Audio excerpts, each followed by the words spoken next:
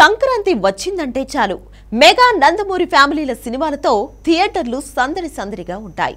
భారీ అంచనాలతో వీళ్ళ సినిమాలు రిలీజ్ అవుతూ ఉంటాయి.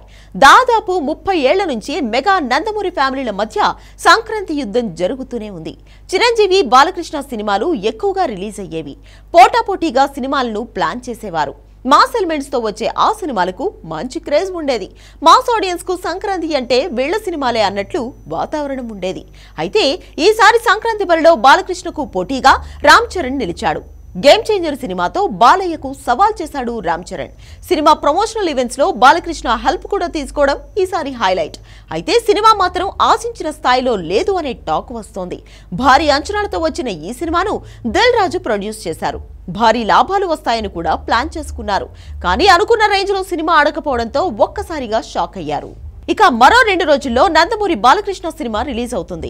దీనితో ఆ సినిమాకు కూడా భారీగానే థియేటర్లను కేటాయించారు. ఖచ్చితంగా ఆ సినిమా హిట్ అవుతుందనే కాన్ఫిడెన్స్ లో నందమూరి ఫ్యాన్స్ ఉన్నారు. దీనితో ఈసారి సంక్రాంతి విన్నర్ బాలకృష్ణ అంటూ కాలర్ ఎగరేస్తున్నారు ఫ్యాన్స్. డాకు మహారాజ్ విషయంలో బాలకృష్ణ కూడా చాలా కాన్ఫిడెంట్ గా ఉన్నారు.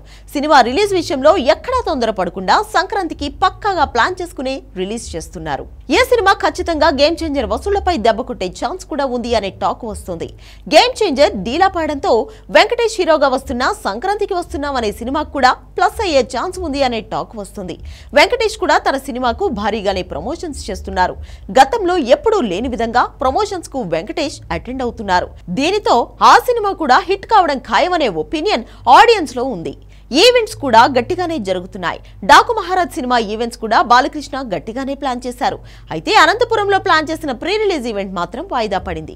ఏది ఎలా ఉన్నా ఈసారి సంక్రాంతికి మాత్రం ఖచ్చితంగా మెగా ఫ్యామిలీ రేస్ లో ఓడిపోయినట్టే కనపడుతోంది. భారీ అంచనాలతో థియేటర్లో అడుగుపెట్టిన గేమ్ చేంజర్ సినిమా చూస్తున్న ఆడియన్స్ మధ్యలోనే బయటకు వచ్చేసిన పరిస్థితి. అటు సోషల్ మీడియాలో కూడా నెగటివ్ టాక్ గట్టిగానే వస్తుంది.